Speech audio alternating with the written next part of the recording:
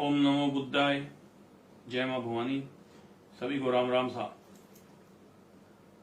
आज लाइव आने का मकसद और जो आपके बीच लाइव हूं वो सीकर के अंदर प्रधानमंत्री जी आकर के गए हैं परसों।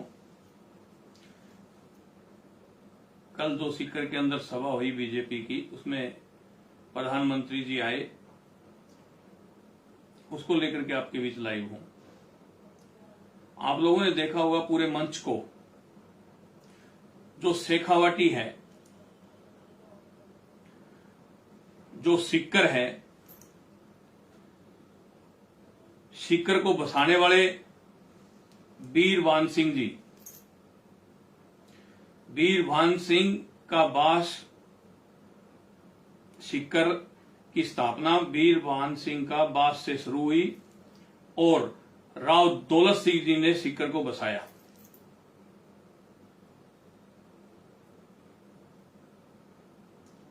आज कल्याण सिंह के नाम से भी सीकर के अंदर काफी संस्थाएं हैं, पर जो सीकर की स्थापना है वो 1687 के अंदर हुई और राव दौलत सिंह जी ने स्थापना की। उनका कहीं प्रधानमंत्री जी ने उनकी चर्चा नहीं की। शेखावाटी नाम शेखावाटी का किस आधार पर पड़ा?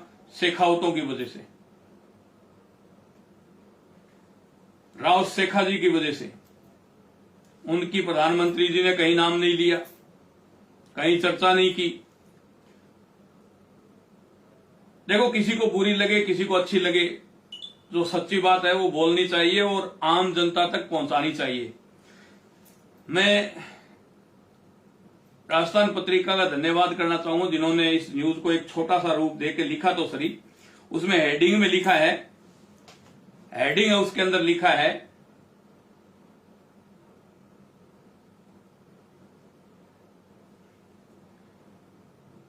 जाट समाज के अलावा अन्य समुदाय के नेताओं को दरकिनार किया गया मंच से। यह हेडिंग है इसकी।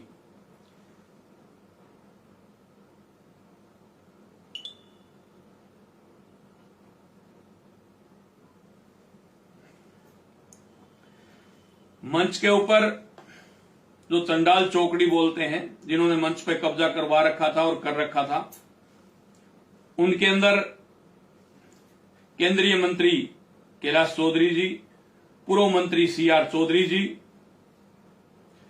सांसद सुमेधानंद, हरिराम रणवा एवं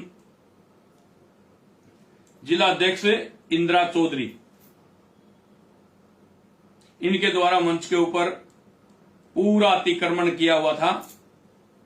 ना CP जोशी जी को पूछा गया, ना राजेंद्र राठौड़ को पूछा गया, ना वसुंधरा जी को महत्व दिया गया।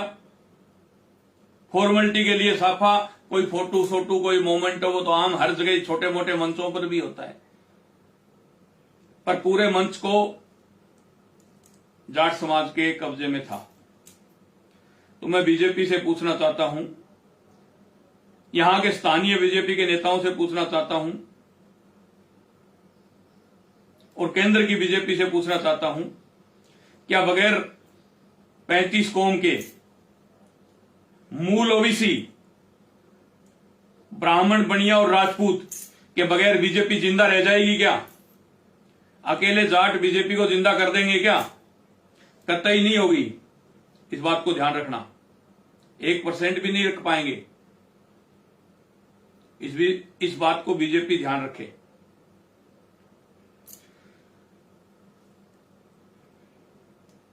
एक बात और कांग्रेस और बीजेपी दोनों के लिए कि राजस्थान के विधानसभा चुनाव आ रहे हैं। अभी दिसंबर या जनवरी में आप जब भी कराओगे, तो आने वाले विधानसभा चुनाव के अंदर RLP के साथ, चाहे बीजेपी हो चाहे कांग्रेस हो, कोई भी समझौता करती है उसको पूरे राजस्थान के अंदर हम लोग वोट नहीं देंगे और ना डालने देंगे। हमारे पास कोई वोटों की बड़ी सी गठड़ी तो नहीं है, पर जहां हम बोलते हैं वहां लाखों लोग आकर के हमारे पीछे खड़े होते हैं। 2 अप्रैल को भी आपने देखा होगा, विद्याधर नगर स्टेडियम को खचाखच भर दिया था 2 अप्रैल को। उसमें नेता नहीं थे, खाली हम ही लोग थे, और हम लोगों ने विद्याधर नगर स्टेडियम को, हमारे समाज के जितने भी संगठन है उनको साथ लेकर के हम लोगों ने उसको भरने का काम किया। बीजेपी ने अभी 6-7 प्रदेशों की प्रभारियों की लिस्ट काटी, चुनाव प्रभारी जो लगाए गए, उसमें एक भी राजपूत समाज को महत्व नहीं दिया गया। एक भी राजपूत समाज का प्रभारी नहीं लगाया गया। चुनाव प्रभारी जो अभी 5-6 प्रदेशों की चुनाव प्रभारी नियुक्त किए गए, एक भी राजपूत को कहीं स्थान नहीं मिला है। जो बीजेपी का मूल वोटर राजपूत है। अभी पलवल के अंदर हरियाणा में जो कांड हुआ, हमारे इतिहास के साथ छेड़छाड़ करवाई जा रही है, चोरी करवाई जा रही है, वो सरेआम मैं कह रहा हूं, कोई कहता होगा नहीं कहता होगा, बीजेपी और आरएसएस की एक लॉबी के द्वारा ये पूरा प्रोपगंडा किया जा रहा है। पर ये आप लोगों के लिए घातक है, ये आप लोगों के लिए घातक है, इस बात को ध्यान रखना। और मैं मेरे युवा भाइयों से कहना चाहता हूं कि देखो, संगठित तो एक न एक दिन होना ही पड़ेगा। मैं मूल ओबीसी के भाइयों को भी कहना चाहता हूं, मूल ओबीसी को मंडल आयोग की रिपोर्ट लागू करने वाले वीपी सिंह जी राजपूत ही थे, और उन्होंने अपनी प्रधानमंत्री की कुर्सी को ठोकर मार दी थी आप मूल ओबीसी को आगे बढ़ाने के लिए। पर यहां बीजेपी ने सीकर में आकर के और एक ऐलान किया और मूल ओबीसी को उसी दिन